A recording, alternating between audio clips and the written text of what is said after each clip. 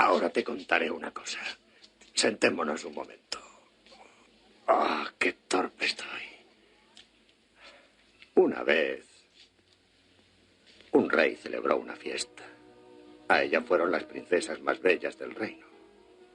Bueno, un soldado que hacía la guardia vio pasar a la hija del rey. Era la más bella de todas. Y se enamoró enseguida. Pero ¿qué podía hacer un pobre soldado en comparación con la hija del rey? En fin, un buen día consiguió hablar con ella y le dijo que no podía vivir sin estar a su lado. La princesa quedó tan impresionada por su fuerte sentimiento que le dijo al soldado: si consigues esperar 100 días y 100 noches bajo mi balcón, al final seré tuya. Y a partir de ese instante, el soldado se fue allí y la esperó un día, y 2 días, y 10, y luego 20, y cada noche la princesa le observaba desde la ventana, pero él no se movía nunca. Con la lluvia, con el viento, con la nieve, siempre estaba allí. Los pájaros se le cagaban encima y las abejas se lo comían vivo, pero él no se movía. Después de 90 días, estaba tremendamente delgado, pálido. Al pobre le resbalaban las lágrimas de los ojos y no podía contenerlas. Ya no le quedaban ni fuerzas para dormir. Mientras, la princesa seguía observándole. Y al llegar la noche 99, el soldado se incorporó. Cogió la silla y se largó de allí. No me digas. ¿Al final? Sí. Justo al final, Totó. Y no me preguntes cuál es el significado. Yo no lo sé. Si lo entiendes, dímelo tú. Va. Bienvenidos a la teoría de la mente.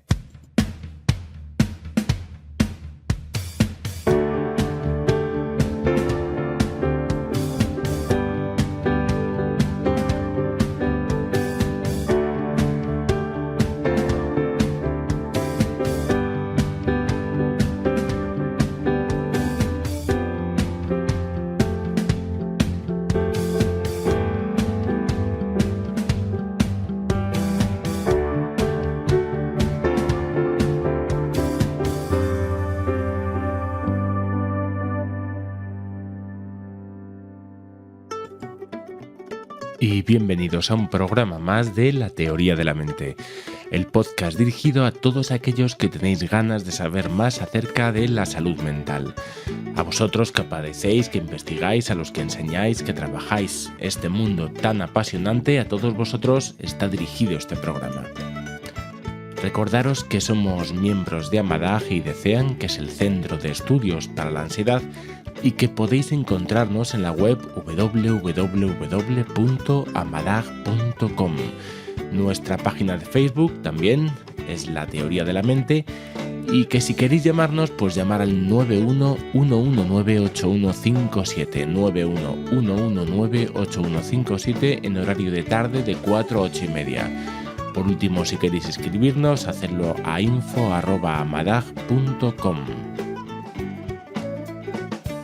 Y en el programa de hoy recogemos testimonios de 2 personas, una con agorafobia y otra con claustrofobia. Hablamos de estas personas y nos cuentan cómo ha sido su vida ahora que la ansiedad no es el centro. ¿Qué aprendieron y cómo la aprendieron? Nos aportarán una valiosísima experiencia que nos puede ser útil a todos. Y en nuestro apartado Historias de la Mente hablamos de la resiliencia, pues una palabra que personalmente he considerado siempre muy fea para expresar una cualidad tan bonita. Pero vamos sin más al programa, espero que lo disfrutéis.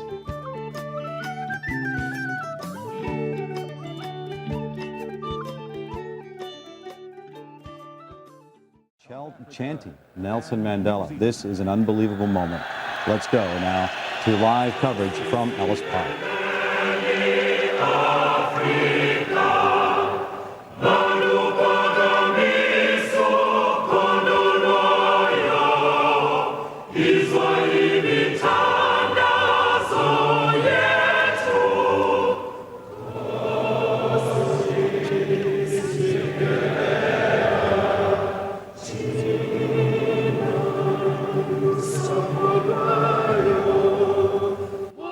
Corría el año 1992 y el lugar, las Olimpiadas de Barcelona. Cuando Madiba entró al estadio, observó atónito cómo todo el mundo se puso en pie y cantó un himno en un idioma que nadie conocía. Barcelona cantó al unísono Cosi Sikeleli. Probablemente muy pocos sabían lo que decían y sin embargo todos sabían lo que querían decir, que Sudáfrica entera estaba regresando del infierno.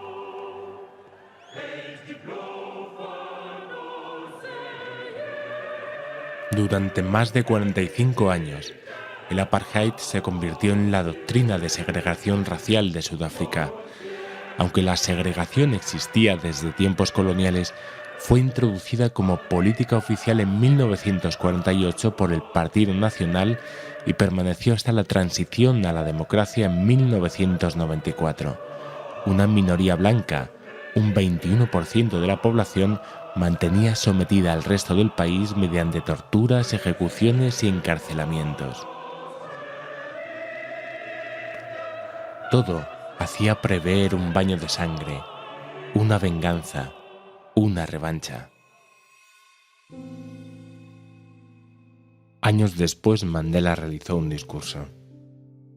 Los sudafricanos de todos los estratos superaron las divisiones que databan de hace siglos y evitaron un baño de sangre que muchos observadores creían inevitable, de tal suerte que nuestra suave transición fue considerada en general como un milagro. Por ello, nuestro pueblo causó confusión entre quienes profetizaban la desgracia. Confiamos en que lo harán una y otra vez.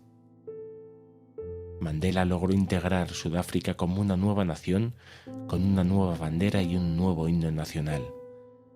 El Congreso Nacional Africano ganó por más del 62% de los votos y el 10 de mayo de 1994, Nelson Mandela juró como presidente de Sudáfrica.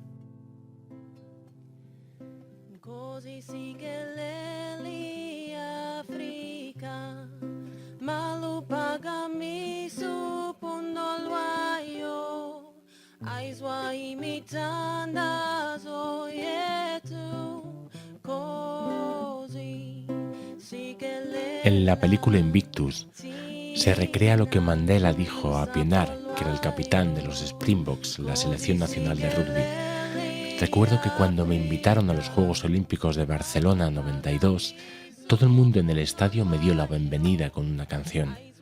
En ese momento el futuro parecía muy sombrío, pero escuchar esa canción por boca de personas del planeta entero me hizo sentirme orgulloso de ser sudafricano. Me permitió esperar más de mí mismo.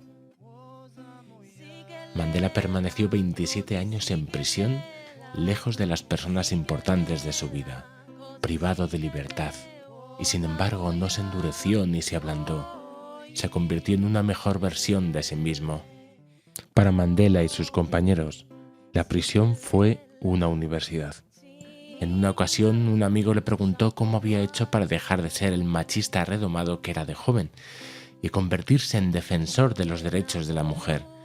Respondió que en la cárcel de Robben Island había tenido tiempo para leer y pensar. Una vez libre, seguía buscando un sillón en una esquina para cavilar durante largo rato. Verne Harris, jefe del Centro de Memoria de la Fundación Mandela, se rinde ante eso. Esa manera de reflexionar sobre las pequeñas cosas, aceptar sus errores y pedir disculpas, hacen de él un hombre especial y un ser humano excepcional, señala. Madiba leía y leía y aprendía para seguir aprendiendo. Cuenta en especial la historia de un poema que le ayudó en las noches de insomnio. Invictus.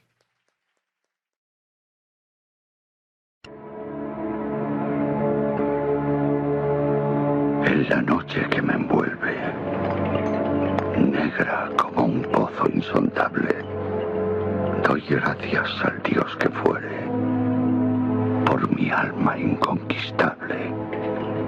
En las garras de las circunstancias, no he gemido ni llorado. Ante las puñaladas del azar, si bien he sangrado, Jamás me he postrado. Más allá de este lugar de ira y llantos, acecha la oscuridad con su horror. No obstante, la amenaza de los años me halla. Y me hallará. Sin temor. Ya no importa cuán recto haya sido el camino, ni cuántos castigos lleve a la espalda. Soy el amo de mi destino. Soy el capitán de mi alma. Doy gracias al Dios que fuere por mi alma inconquistable. Soy el amo de mi destino. Soy el capitán de mi alma.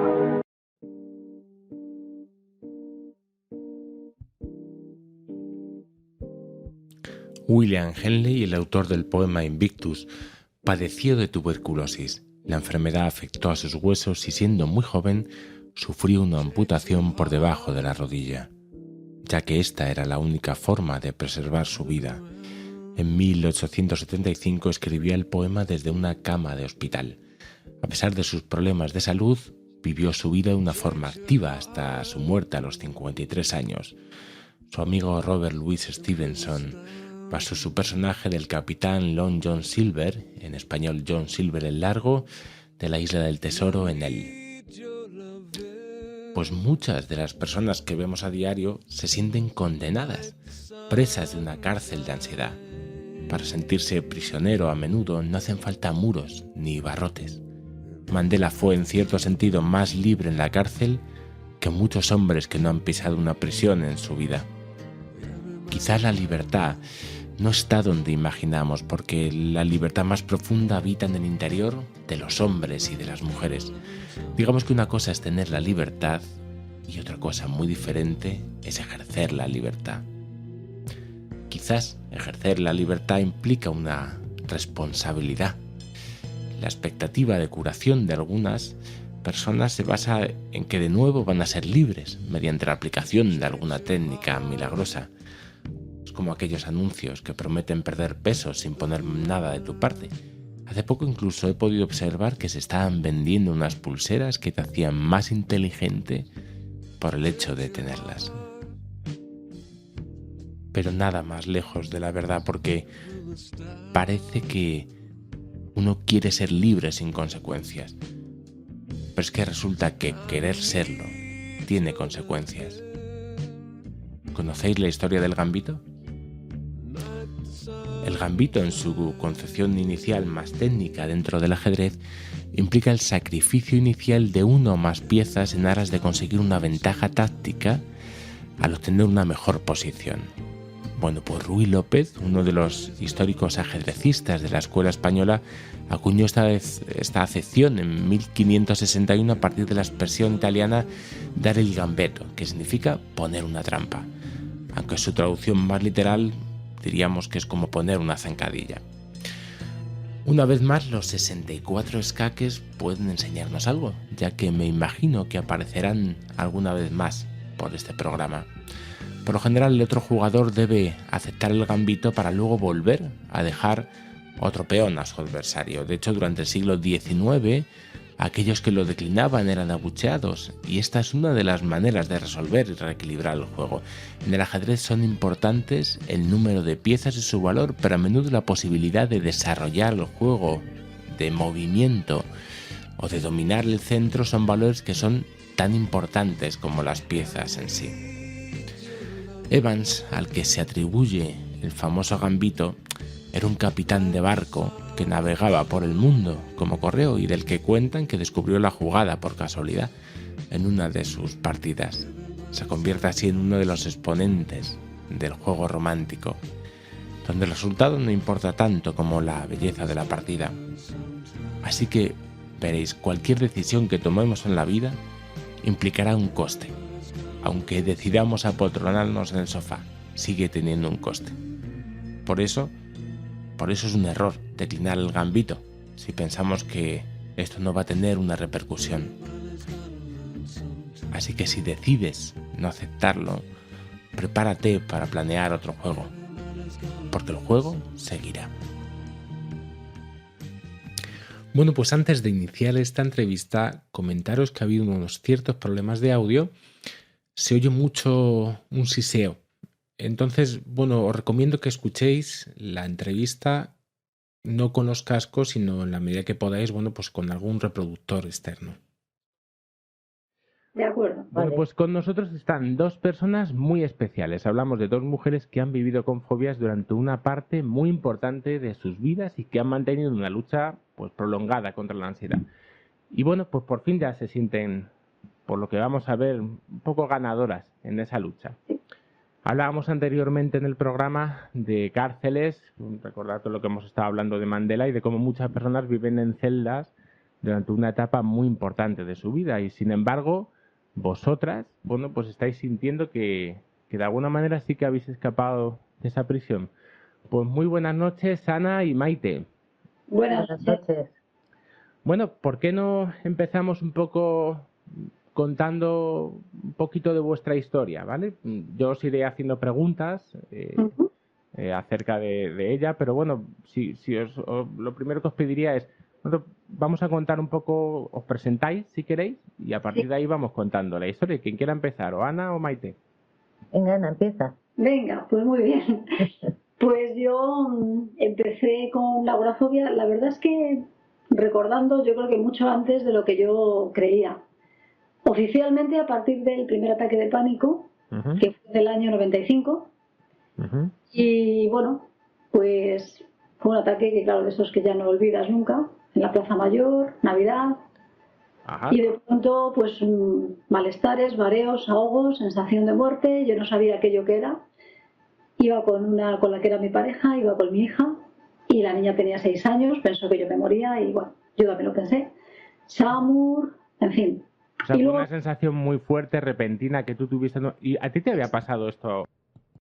¿Tú te acuerdas? No me había pasado nunca. Yo siempre he sido una persona muy ansiosa y sí he tenido alguna sensación, en algunas circunstancias así, épocas de la vida más duras, sí he tenido alguna sensación de taquicardia y tal, pero esa sensación de muerte súbita, de ahogo, de falta de aire, eso nunca lo había tenido, nunca. Y ya a partir de ahí, pues nada, fue SAMUR, susto, miedo, precaución a la hora de salir, aún así salí un día o dos más.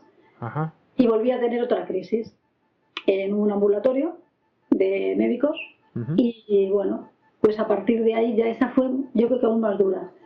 Ya no podía caminar, parestesias, invalidez prácticamente hasta física y ya a partir de ese momento pues fue prácticamente no moverme de casa durante 8 años. Bueno, ahí es nada, ahí empezamos, ¿de acuerdo? Y, bueno, vamos contigo, Maite, si nos cuentas un poquito de ti. Yo, lo mío es claustrofobia. Entonces yo... Que no la es lo primera contrario, vez ya iremos viendo. La primera vez que me ocurrió fue en una discoteca. Estábamos ahí tranquilamente disfrutando la boda de un cuñado mío y de pronto pues me dio así como un flash raro en el que yo me sentí como mal pero sin identificar qué era lo que me ocurría. Entonces salimos, fui a casa y cuando me desperté por la mañana empecé con esa ansiedad grande, pues lo mismo que tú, los mismos síntomas. Sí. El ahogo, flojedad en las piernas. Y bueno, fui al médico, me dio un ansiolítico y aquello se me pasó y yo no volví a recordarlo hasta 5 o 6 meses después que me metí en el metro, se quedó el metro dentro del túnel parado y ahí me dieron los 7 males y casi perdí el conocimiento. Aún así volví a entrar en el metro, pero a los 2 meses o por ahí ya me dio otro ataque de pánico terrible y desde entonces no volví a entrar ni en metro, ni en túneles, ni en ascensores. Bueno, pues limité completamente mi vida. ¿Hace cuánto que sucede esto en tu caso, Maite? ¿Perdona? ¿Hace cuánto? ¿Cuánto fue la primera vez que sucede esto? Jolines, pues por lo menos, espérate, menos 30 años. 30 años. 30 años. Bueno. Sí. Y durante 30 años hasta hace 2, pues he tenido una vida muy, muy limitada. En ningún viaje, no me daba hasta miedo salir de Madrid por si me encontraba algún túnel en el camino que no conociera. He subido escaleras lo que no está escrito, ingresaron a mi hermano en un hospital en León, un accidente que tuvo, y me subí hasta el piso 11 andando, varias veces al día. Bueno, recuerdo el caso de una persona que justo antes de tener la primera sensación de claustrofobia se acababa de comprar un piso, bueno, se acaba de comprar un apartamento en Benidorm. Y en Benidorm los apartamentos, no sé si eran 14 o 15 pisos. Aguanta. Y dijo, madre de Dios. Pero se lo subía andando todos los días, ¿eh? Y lo bajaba. Madre mía. Bueno, Pero bueno, sí. vamos a especificar un poquito porque estamos hablando un poco de... Son dos trastornos de ansiedad, pero bueno, que tienen algún tipo de diferencias. ¿Qué tipo de situaciones empezáis a evitar, tanto Ana como Maite? Maite, hola tú. Pues yo ya os digo, yo todo lo que era espacios cerrados o con mucha gente, ascensores, túneles. Cuando construyeron la M30 subterránea, yo estuve a punto de cargarme al alcalde.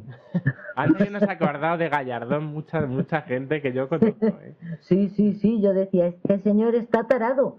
¿Cómo se le ocurre meter la circulación bajo tierra? Claro, y no sabe lo que se siente. Sí.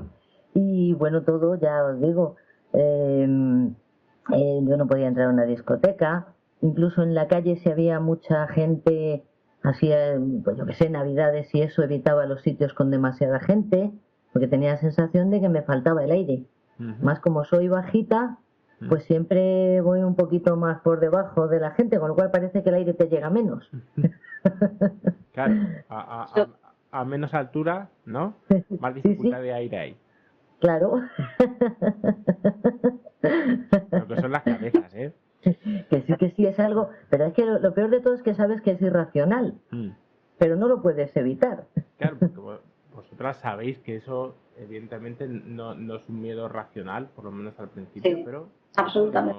eso no Claro. tiene nada que ver con que no sea algo que me produzca ese miedo, ¿no? Efectivamente. En tu caso, Ana, ¿qué tipo de situaciones empiezas a evitar? Pues es que en mi caso, claro, la agorafobia es no solo lo que se piensa de no salir a la calle, era no salir a la calle, pero es que llegué incluso durante un tiempo a ni siquiera tolerar que nadie viniera de la calle a mi casa. Es decir, aparte de que yo no podía estar sola, porque me daba muchísima angustia, tenían que venir mis padres a quedarse conmigo, si yo estaba sola. Aparte, si en alguna ocasión alguien decía que venía a verme, me creaba tal sensación de miedo y de ansiedad que prácticamente estuve un año en el que casi nadie podía venir a mi casa. Solo gente de muchísima confianza, mucha. ¿Y por qué crees que era eso? Pues la verdad es que nunca lo he llegado a pensar. Yo creo que era el miedo a perder yo el control, a sentirme mal delante de gente que estaba cerca de mí. Pues eso es un poco claustrofóbico también, ¿no? Puede ser, ¿Verdad? puede ser. No obstante, en casa, quitando casi los primeros 8 o 9 meses, en casa estaba bien. O sea, era abrir la puerta de casa, intentar sacar el primer pie a la calle y ahí ya me entraban todos los males. A veces me agarraba a la ventana y desde la ventana miraba y respiraba y decía, esto es lo máximo que puedo hacer. No podía hacer mucho más. Bueno, ¿y cómo afecta esto un poco a vuestra vida? Porque estamos hablando de un miedo muy profundo y Sí. que es muy intenso durante muchos años. Bueno, ¿eso qué hace con nuestra vida? Pues en mi caso la di una vuelta radical.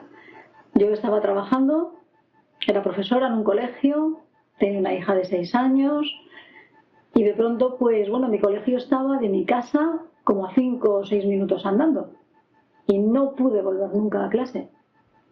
Entonces, pues eso, a nivel laboral, pues un problema tremendo porque claro, fue meses y meses de baja. A nivel personal, lo que te comento, o sea, ni siquiera podía venir mucha gente a verme, con lo cual, más bien aislamiento y sensación de soledad, de incomprensión, sobre todo, y de falta de estímulos para tirar hacia adelante. Sobre todo miedo. Yo recuerdo una sensación de miedo abstracto, miedo.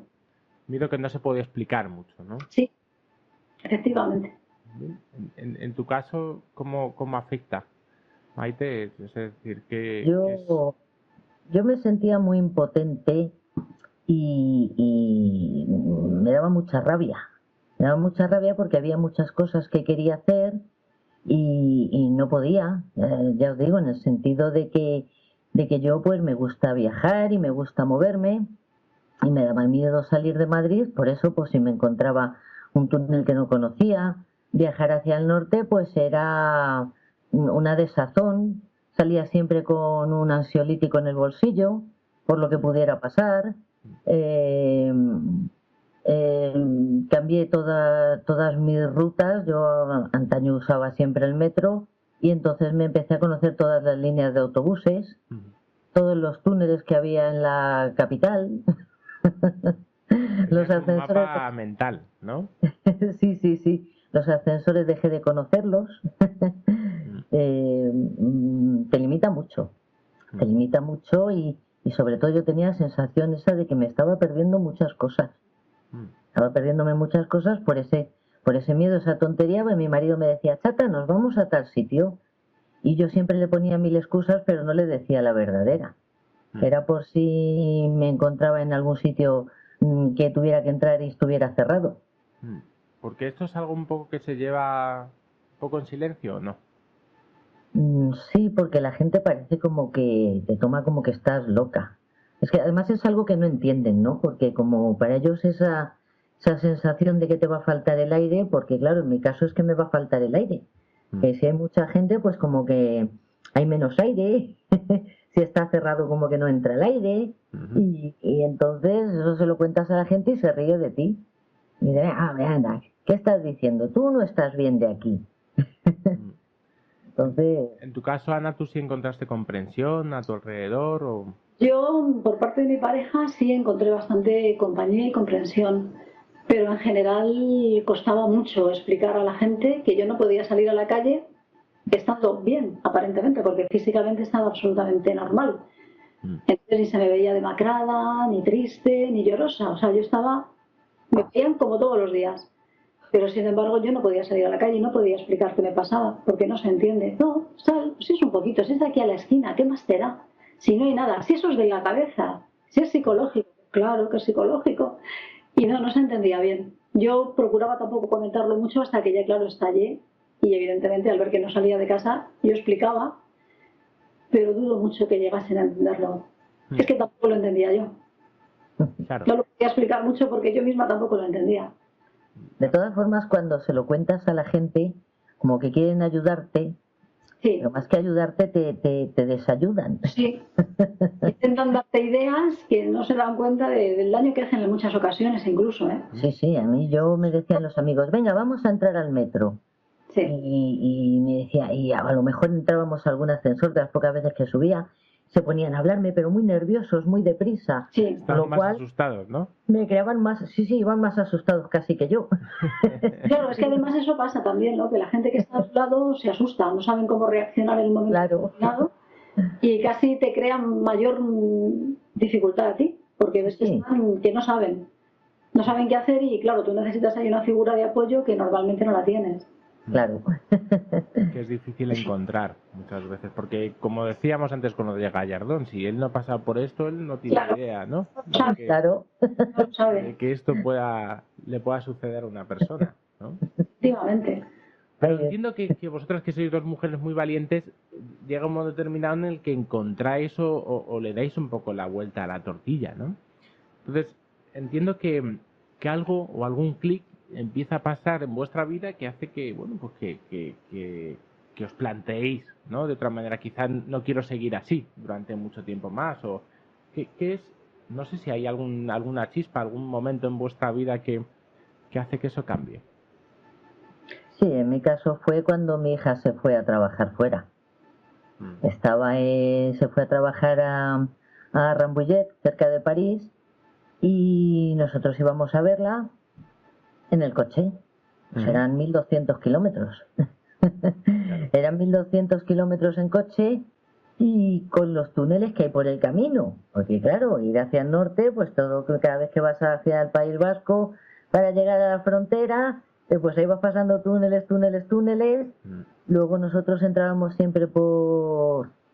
no me acuerdo cómo se llama, por Tui, porque si entras por la parte de Barcelona, hay un túnel que es mucho más largo. O sea, irte buscando las mañas de aquella manera. Y luego ya cuando se trasladó a Estrasburgo ya fue el no va más, porque a Estrasburgo ya eran 1.700 kilómetros. Entonces, para ir a Estrasburgo, la última vez que fuimos en coche, tuvimos que hacer dos paradas. He llegado a encontrar una persona que para irse hasta Nueva York, imagínate lo que hacía. Cogía el coche, se iba hasta el canal. Cogía el canal, se iba hasta la otra parte, hasta Inglaterra, y después cogía un barco y ya se podía ir a Nueva York. O sea, tú imagínate la de vueltas que tenía que dar. Eso es lo que tiene, para que veamos que los miedos, anda que no cuestan, ¿eh? Cuestan un montón. Es tremendo. Y en tu caso, Ana, ¿hay alguna chispa que hace que, bueno, que te replantees en ese momento la... Pues mira, no exactamente, porque yo creo que la chispa la tenía desde el principio, pero ¿sabes lo que me falló? Pues me falló encontrar buenos profesionales. Tuve la mala suerte de yo claro, me encontraba, era muy ignorante en ese momento del tema este de la agorafobia y de cualquier problema psicológico, y tuve psiquiatra y psicólogos, pero tanto el psiquiatra me puso un tratamiento que no era adecuado, con lo cual yo tenía sueño, pero no avanzaba. Y la terapia que hice, pues bueno, cambié de psicólogo 2 o 3 veces, fue siempre cognitivo-conductual, pero no era suficiente. Entonces, después de varios años, yo, a pesar de que también tuve acontecimientos que me podrían haber ayudado en teoría a decir, venga, me planteo el salgo como sea, no fui capaz. Por ejemplo, mi padre enfermo de cáncer, yo no pude ir a verle, nunca al hospital, excepto una vez. No pude ir al entierro, no pude jamás, y estuvo más de un año, jamás pude acercarme siquiera. Mi hija hizo la comunión, yo no pude ir a la comunión. A pesar de hacer el esfuerzo, yo me arreglaba, me vestía, salía a la puerta y a partir de ahí no podía más. Entonces era volver a casa sintiéndome hundida y frustrada. Y ya al cabo de 6, 7 años en estas circunstancias, pues de pronto una amiga me habló de otra amiga que a su vez conocía a no sé quién, que había un psiquiatra que parece ser que tenía, bueno, pues sabía bastante bien el tema de fármacos que podrían irme adecuadamente, y cambié de psiquiatra porque el primer psiquiatra sí me dijo que no iba a salir nunca de la agorafobia y que terminaría confinada no ya a una habitación, sino a un extremo, a una esquina de la habitación, y que de ahí no saldría. Ese fue su diagnóstico. ¿No? Sí. Entonces, pues nada, fui a este nuevo psiquiatra y me cambió radicalmente la medicación, y entonces sí pude empezar a tirar de archivo de lo que yo había aprendido en las terapias, porque la terapia sin la medicación adecuada, al menos a mí, no me funcionaba. En tu caso, yo siempre lo digo muchas veces, a veces la medicación da un cierto aire, un cierto oxígeno que a uno le permite, bueno, pues poner en práctica algunas de las cosas que... Efectivamente, porque yo a veces en las exposiciones, en lugar de mejorar, lo que hacía era empeorar, porque yo lo que hacía era confirmar y corroborar que volvía a tener ansiedad, que volvía a estar rozando la crisis, con lo cual yo en vez de aprender, o sea, en vez de desaprender, aprendía otra vez, efectivamente eso me ocurría. Pero tampoco me sabían explicar mucho. Entonces cambié de psiquiatra, tiré de archivo de lo que había estado aprendiendo, empecé, y en 4 o 5 meses empecé a sentir que era otra persona. Empecé a sentir que tenía ganas de salir, la ansiedad era menor a pesar de las taquicardias que aún me daban cada vez que cruzaba el umbral, pero ya que yo empezó a mejorar, y como en 7 u 8 meses, el cambio fue espectacular. El cambio fue espectacular. Claro, eso parece que, Ana, te ayudó bastante, ¿no? El hecho de poder tener un poco de oxígeno para, bueno, pues para poder entrar y para bueno, pues poder hacer una serie de cosas que hasta entonces no estabas haciendo. Efectivamente. Con el tema de la medicación yo siempre pongo un ejemplo, ¿no? Esto es como cuando alguien se pilla la mano, ¿no? Con la puerta. Entonces le dicen, bueno, pues la medicación, me dicen algunas personas, es como echarte reflex, ¿no? Pero la mano sigue pillada. Pero yo digo siempre, pero es que a veces hay tanto dolor que la persona no sabe ni cómo puede quitar la mano, ¿no? Entonces a veces eso es un tema interesante el que estás contando, ¿no? Bueno, ¿qué cosas os han ayudado a superar o llegar al punto en el que estáis ahora en este proceso? En tu caso, vamos por turnos ahora. En tu caso, Maite, ¿qué piensas? Hombre, pues yo principalmente fuiste tú. Sí, fuiste tú porque tú me inspiraste la confianza suficiente para entrar en el metro. O sea, yo contigo en el metro iba segura. Hombre, que no nos hemos metido en el metro tú y yo, ¿eh? Sí, sí, sí. A mí mi marido me ofreció 40.000 veces entrar en el metro porque es cierto que lo intentaba. Los amigos, todo el mundo, pero como yo les veía que tenían más miedo que yo decía, vamos a ver, si yo me meto con esta persona y a mí me da un ataque de pánico, al final me va a tener que noquear porque nos vamos a volver locos los dos. Entonces la única persona, estuve con una psicóloga también que era genial, era una persona genial, me llevaba muy bien con ella, me ayudó mucho en otros temas, pero en la claustrofobia no fue capaz de ayudarme. Porque lo mismo, no me inspiraba confianza para entrar en el metro, para otros temas sí. En cambio contigo, pues oye, desde el primer momento me inspiraste confianza y fue lo que me animó. Yo sabía que si en el metro, estando contigo, tenía un ataque de pánico, tú ibas a saber gestionarlo y me ibas a ayudar. Eso es lo que tú crees, ¿no? Sí. Y sigo engañados a todos. Y sigo convencida de ello. Sí, bueno, y la verdad, hicimos una gran prueba de fuego, claro, que Ana no lo sabe, que nos cogimos un avión entre 9, ¿no? Entre agorafóbicos, claustrofóbicos, todos nos fuimos ahí. Ah, sí, sí. Fue muy divertido. Que de eso trata el programa anterior, por cierto. Fue muy divertido. Qué bien. ¿Sí, ibas a decir, Ana? No, que qué bien lo del avión, digo. Que sí, está sí. un reto. Sí. Sí, fue genial. Madre mía. Todo un reto. Que nos preguntaba la azafata, decía, bueno, ¿qué celebráis? ¿Tú te acuerdas? Sí, ¿Qué celebráis? Y estáis ahí todo el mundo y decía, tú mejor que no lo sepas. Que no... Y nosotros disimulando. Exactamente. Bueno, entonces, bueno, parece que no sé si ha habido otras cuestiones también que os han podido ayudar en este caso, sobre todo porque muchos de los oyentes que nos están escuchando ahora, a lo mejor es la primera vez que experimentan esto o llevan ya mucho tiempo, pero nunca han encontrado tampoco una solución clara al respecto. Entonces, bueno, por un lado, parece que la aportación de Ana está ahí, lo que tú estás diciendo también, bueno, pues contactar con un profesional que pueda entender. ¿Hay algunos aspectos que también nos pudieron ayudar en ese momento? Pues no sé, en mi caso, en cuanto que la medicación me dio un poquito de alas y yo noté que podía empezar a hacer cosas, sobre todo la ilusión de recuperar los años perdidos, las ganas de poder contarle a la gente que me rodeaba, mira, hoy he podido ir en el metro porque hasta iba en el metro, Dios, y no podía ni andar, hacía 6 meses antes, sola por la calle, y empecé en el metro incluso sola, porque no quise que me acompañaran, dije, no, yo sola.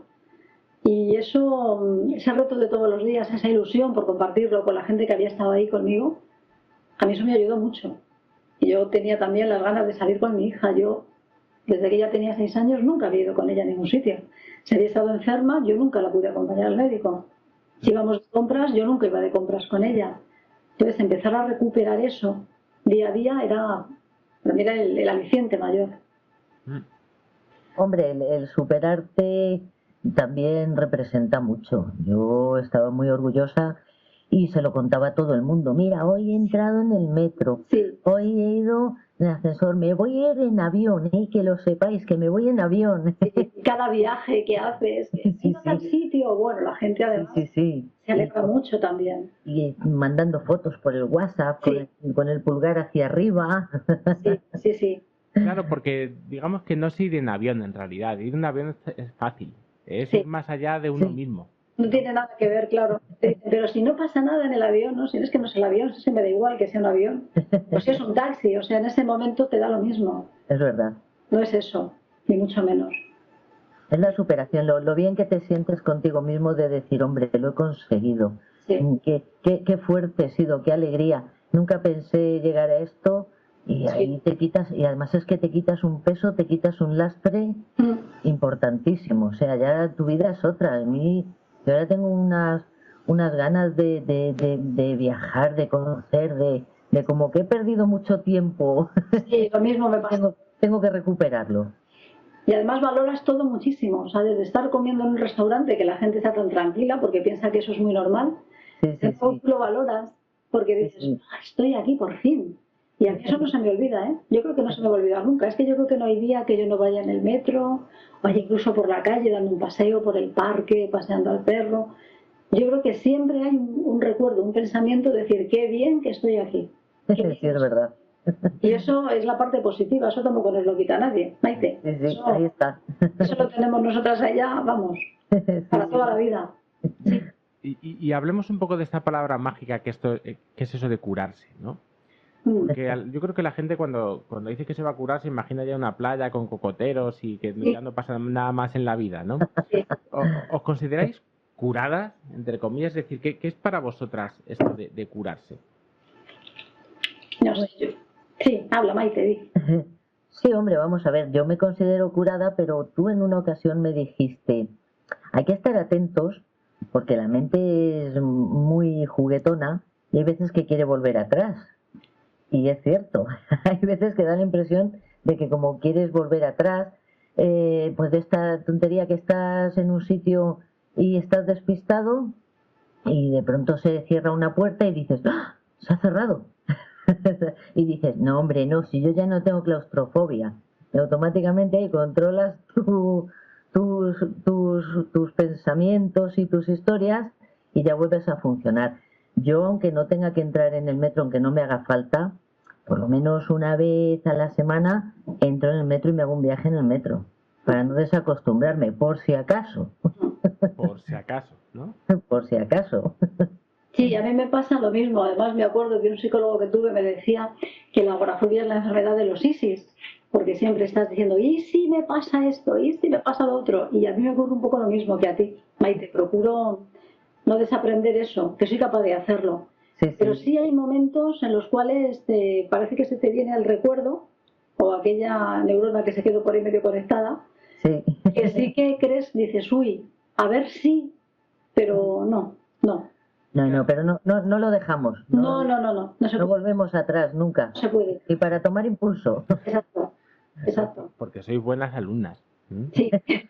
Eso porque sois buenas alumnas. Pero vamos, es lo que estáis comentando es algo importantísimo. Es decir, la mente tiende siempre a buscar lo conocido. Y a veces uno, como ha tenido esto durante mucho tiempo, considera que lo conocido es volver a lo anterior también, ¿no? Sí. Me gustaría ya que, para ir finalizando la entrevista, tanto a Ana como a Maite, algún consejo que podáis dar a nuestros oyentes que se sientan ahora mismo identificados con las historias que estáis contando. Ana, habla tú. Pues yo sobre todo, yo tardé mucho en acudir, tenía síntomas desde hacía bastantes años, desde que era muy joven. Tardé bastante en acudir a un profesional. Yo creo que lo primero es intentar reconocer lo que es. Yo lo reconocí en un libro, porque nadie me lo sabía decir qué es lo que era. Y bueno, pues una vez que sabes que algo raro te pasa, que hay unos mareos extraños, unos miedos que no, una ansiedad, yo creo que ir a un profesional es fundamental. Y yo, para mí, sobre todo, asumirlo, saber que lo tienes, ir a un buen profesional. Para mí, ya te digo que creo que lo mejor es terapia y psiquiatra. Los dos creo que tienen que trabajar juntos. Y sin lo uno y lo otro, para mí no funciona. Tiene que ir a la par. Una terapia, en este caso cognitivo-conductual, pienso que es la más adecuada. Y desde luego un tratamiento psiquiátrico que te sirva de colchón y de, pues un poco de balón de oxígeno cuando ves que no puedes más. Bueno, pues eso te calma unas sensaciones que te hacen ir cogiendo seguridad. Claro. Y saber que se sale, que aunque pensamos muchas veces que no se sale, de la agorafobia se sale. Se sale y se hace una vida normal y más plena incluso que la que se tuvo antes. Qué mensaje tan importante, porque mucha gente no tiene esa conciencia, piensa que esto es algo, como decía lo que tú contaste del psiquiatra, que uno ya está condenado, ¿no? a estar en una esquina y ya está, ¿no? Parece que se sale, efectivamente. Se sale. De la agorafobia se sale. ¿Qué consejo damos, Maite? Pues yo aconsejo, aparte de lo que ha dicho Ana, que de acudir lo antes posible a un profesional, y por supuesto un buen profesional, porque hay de todo en la viña del Señor, que te encuentras cada uno por ahí que tela. Yo en mi caso de lo que me arrepiento mucho es de no haber vuelto a intentar entrar en el metro cuando me pasó aquello. Yo pienso que si hubiera seguido, por supuesto yendo a un profesional, pero si hubiera seguido intentando entrar, no me habría condenado de esa manera, pero claro, se me hizo muy duro. Entonces a mí la medicación no me ayudó, porque además me daba mucha rabia tomar pastillas. Yo sí las llevaba en el bolsillo, por si acaso me daba una crisis de ansiedad muy grande, pero para que me la tomara ya tenía Tú no la que querías, estar... pero por si acaso estaba ahí, ¿no? Sí, efectivamente. Yo la llevaba en el bolsillo por si acaso, vamos, ya tenía que ser de esto de que me estuviera poniendo morada de no respirar, entonces ya sí me tomaba la pastilla. Pero si no, no, porque me daba mucha rabia tener que depender de eso. Pero vamos, la sigo llevando en el bolsillo, ¿eh? Bueno, pues... por lo que pueda pasar. Ahí, ¿no? Sí. Bueno, pues muchísimas gracias a las dos pues por haber compartido vuestra historia. Yo estoy convencido de que esta, como las otras historias que contamos, quién sabe si alguna vez le llegarán a alguna persona que está en ese momento. Pues sí. Bueno, y como dice Ana, perdóname, que se sale, de verdad se sale. Y cuando sales te sientes tan bien contigo mismo, sí, que merece la pena todo el esfuerzo que has hecho para llegar ahí. O sea, es muy importante que la gente sepa la sensación que te queda una vez que lo consigues superar. Efectivamente.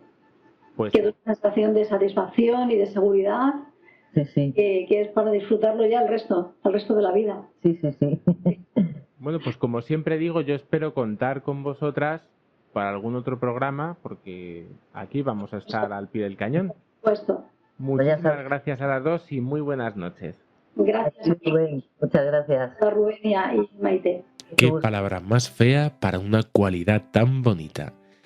Y es que varias disciplinas tomaron prestado este término de la ingeniería que define la resiliencia como la capacidad que tiene un material para recuperarse de una deformación. La psicología la adoptó para referirse a la habilidad que poseen algunas personas para transformar los problemas en oportunidades. Pero para ir abriendo boca podríamos empezar con un cuento.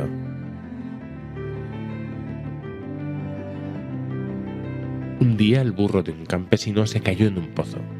El animal lloró fuertemente por horas mientras el campesino trataba de buscar algo que hacer. Finalmente el campesino decidió que el burro ya estaba viejo y el pozo ya estaba seco, y que necesitaba ser tapado de todas las formas, que realmente no valía la pena sacar el burro del pozo. Así que invitó a todos sus vecinos para que vinieran a ayudarle. Cada uno agarró una pala y empezaron a tirarle tierra al pozo, poco a poco. El burro se dio cuenta de lo que estaba pasando y lloró horriblemente. Luego, para sorpresa de todos, se aquietó después de unas cuantas paladas de tierra. El campesino finalmente miró el fondo del pozo y se sorprendió de lo que vio. Con cada palada de tierra el burro estaba haciendo algo increíble. Se sacudía la tierra y daba un paso por encima del montón. Muy pronto todo el mundo vio sorprendido como el burro llegó hasta la boca del pozo, pasó por encima del borde y salió trotando. Pues parece que hay quienes se tropiezan con las piedras de su camino y las maldicen. En cambio otros se deciden a recogerlas todas y hacerse una casa con ellas. Una queja que escucho muy a menudo en consulta se refiere a la impresión que tienen algunos pacientes de estar marcados por la adversidad. Se refieren a la vida como una sucesión de problemas.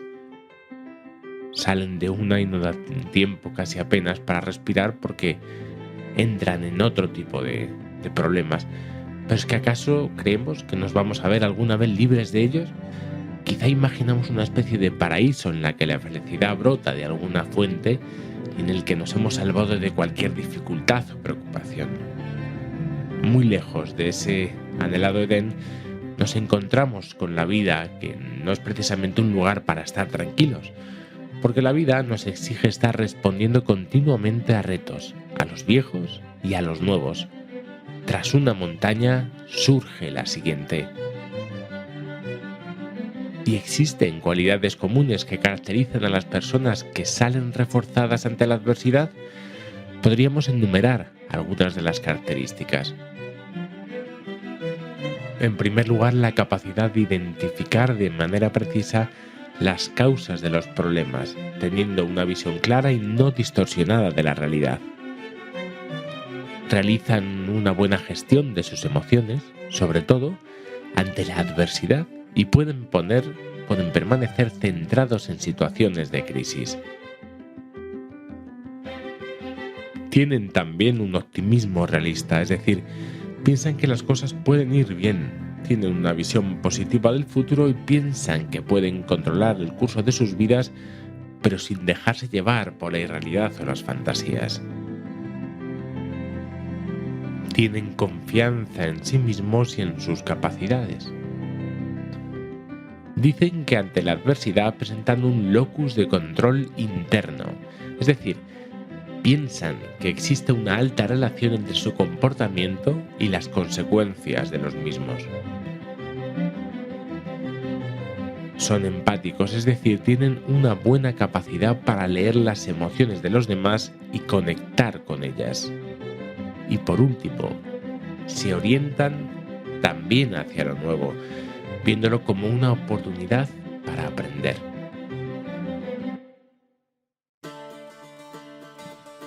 Bueno, y esto ha sido todo por hoy. Esperemos que hayáis disfrutado del programa. Pediros que nos recomendéis, tanto en iVoox como en iTunes. Sabéis que podéis escucharnos tanto en esas plataformas como también en nuestra nueva app, que se llama igual La Teoría de la Mente, y en la sección de La Teoría de la Mente que está dentro también nos podéis escuchar. Y no os perdáis nuestro próximo programa. Vamos a volver con Domingo, ya sabéis, el del cine, y anteriormente hablamos de Hitchcock, y esta vez vamos a hablar de una película de Kubrick que se llama La Naranja Mecánica. Os esperamos. Yo soy Rubén Casado y esto ha sido La Teoría de la Mente.